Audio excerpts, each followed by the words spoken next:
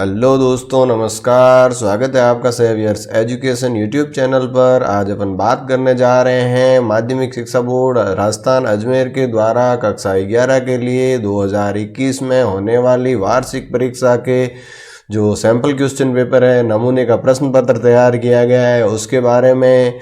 इससे पहले जो है, जैसा कि आपको पता है, कोरोना महामारी के कारण विद्यालय लंबे समय तक बंद रहे, छात्रों की पढ़ाई बाधित रही, जिसके कारण लगभग 40% सिलेबस कम किया गया। और अब जो है छात्रों के लिए एक और खुशखबरी कि भी उनके परीक्षा का जो पैटर्न है वो बदल गया है। नए पैटर्न के अकॉर्डिंग परीक्षा होगी। तो पैटर्न किस प्रकार से है, कैसा पेपर आएगा, आज अपन उसी के बारे में चर्चा करेंगे।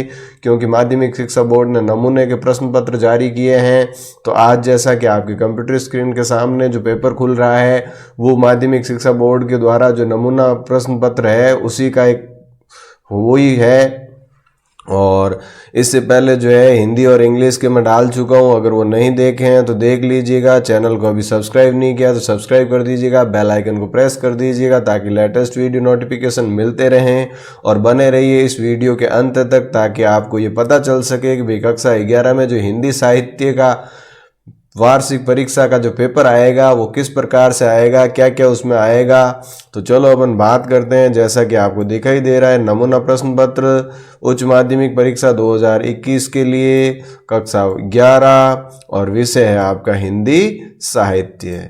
अब देखो, प्रश्न पत्र का जो समय है उसमें किसी प्रकार का कोई बदलाव नहीं किया गया है। 3 घंटे 15 मिनट का पेपर होगा, लेकिन पूर्णांक पहले वार्षिक परीक्षा 100 नंबर की होती थी, अब 80 नंबर की होगी।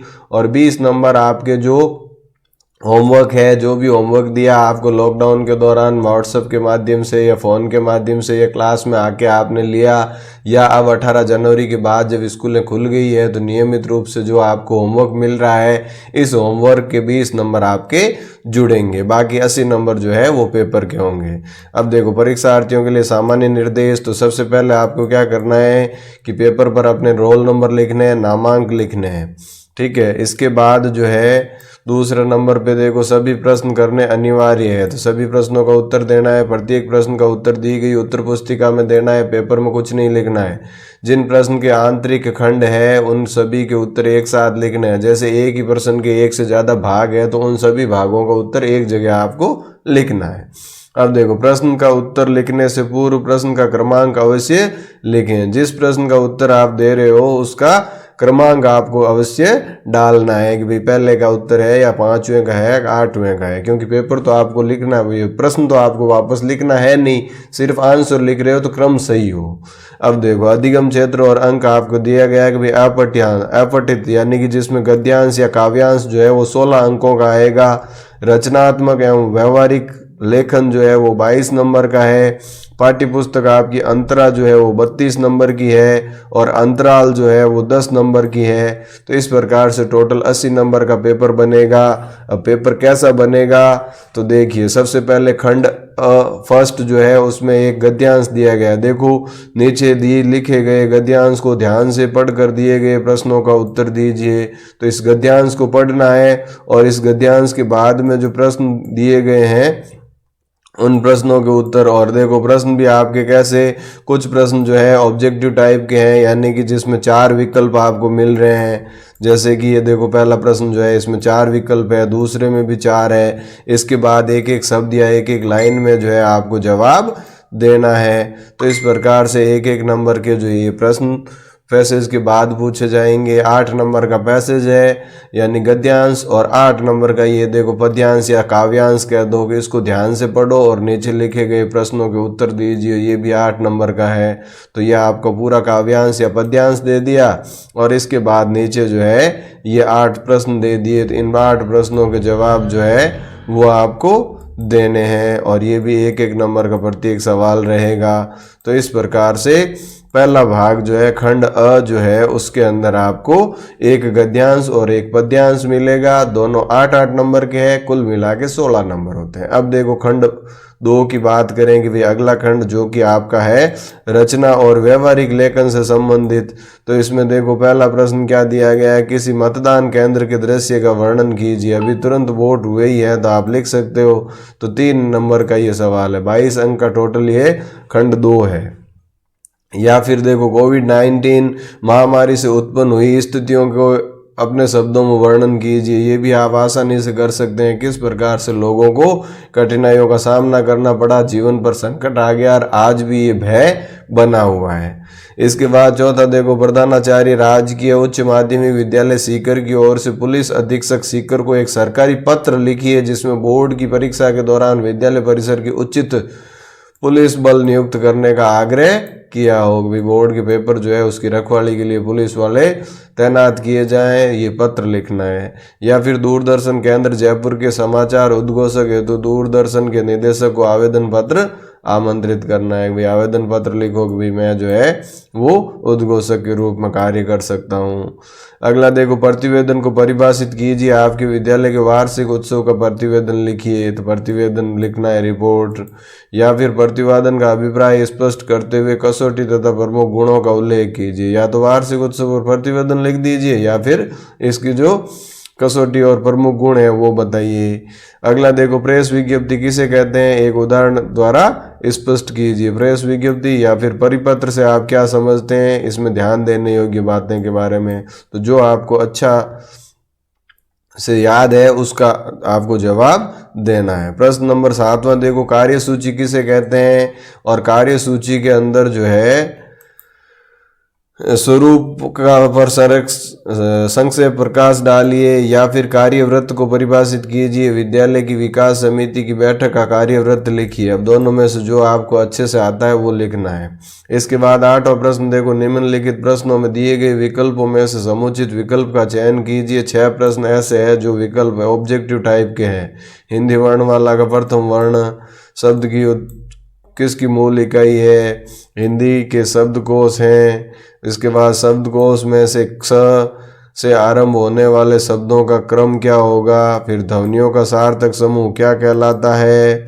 इसके इस प्रकार से जो है ये आपके 5 हो गए। ये छठा देखो, संयुक्ताक्षर जो है वो बना है, किससे बना है, कौन सा शब्द शब्दकोश में सबसे पहले आएगा, शब्दकोश में सर्वप्रथम जो वर्ण आता है कौन सा आता है। तो इस प्रकार से ये 6 अंक का है तो कोई 6 ही करने हैं। 8 दे रखे हैं, आपको 6 के जवाब देने हैं।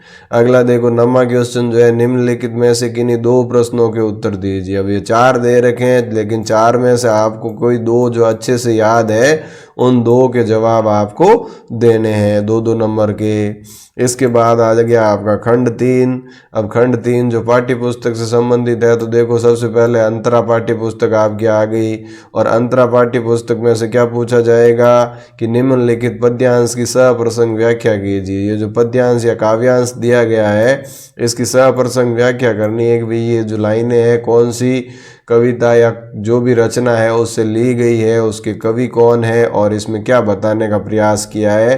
तो ये अथवा में आएगी, यानी कि दोनों में से जो आपको अच्छी लगे, जिसका आपको अच्छे से याद हो उसका लिखना है। ठीक है, 4 अंकों का। इसके बाद देखो, पाठ्य पुस्तक में कबीर के संकलन पदों में कबीर ने मुसलमान और हिंदुओं के किन आडंबरों या कुरीतियों की जो है निंदा की है, ये लिखना है। या फिर अथवा में दिया है, पद्माकर प्रकृति की विभिन्न छवियों के कुशल चित्रकार हैं, पठित कविता के आधार पर सिद्ध कीजिए। दोनों में से जो आपको अच्छे से आता है उसका जवाब दें। 12वां सवाल देखो, बादल को घिरते देखा है, कविता के आधार पर वर्षा ऋतु का वर्णन कीजिए। अथवा बांसुरी बजाते समय श्री कृष्ण की छवि किस प्रकार की हो जाती है, दोनों में से जो अच्छा लगे। अब देखो, कोई 3 प्रश्नों के उत्तर दीजिए। अब यहाँ जो है आपको प्रश्न दे दिए 5 में से कोई 3 करने हैं कि भाई कबीर के पठित पदों का काव्य सौंदर्य है, या गुमान हूँ ते मानहूँ ते के भाव सौंदर्य है, सब आँखों से आंसू उजले कविता का मूल भाव स्पष्ट कीजिए, या बादल को गिरते देखा पंक्ति को बार बार दोहराए जाने से कविता में क्या सौंदर्य आता है।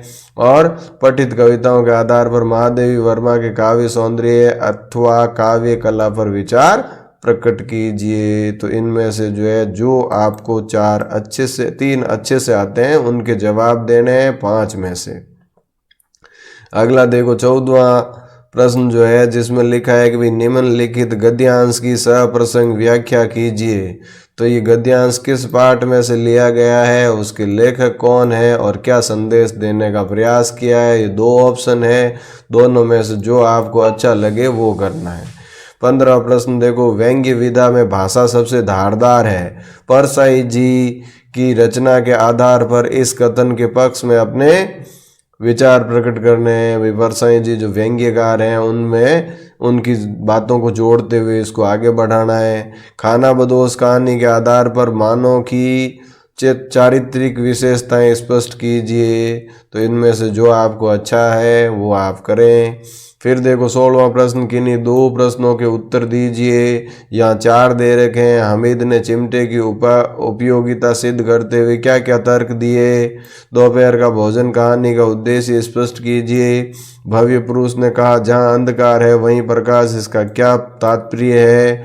और गूंगा दया या सहानुभूति नहीं अधिकार चाहता है, सिद्ध कीजिए। इनमें से 2 के आंसर लिखने हैं जो आपको अच्छे से याद है। अगला देखो 17वां प्रश्न आपके सामने, कबीरदास जी का जीवन परिचय तथा काव्य परिचय लिखिए अथवा प्रेमचंद के व्यक्तित्व एवं कर्तृत्व का संक्षिप्त वर्णन कीजिए। दोनों में से जो अच्छे से आपको आता है वो लिखिए। अंतराल बुक आ गई आपका खंड 4। तो इनमें देखो किन्हीं 5 प्रश्नों के उत्तर दीजिए। तो ये जो नीचे प्रश्न दे रखे हैं कोई भी 5 आपको करने हैं। जैसे पहला देखो, एकाकी अंडे के छिलके का मूल भाव क्या है। अंडे के छिलके के आधार पर वीणा की जो चारित्रिक विशेषताएं बताइए। एकाकी को परिभाषित कीजिए। एकाकी एवं नाटक में क्या अंतर है। तत्कालीन परिस्थितियों में अंडे के छिलके एकाकी क्या प्रासंगिकता है, स्पष्ट कीजिए। क्या अभाव अधूरापन मनुष्य के लिए प्रेरणादायक हो सकता है, आवारा मसीहा के आधार पर बताइए।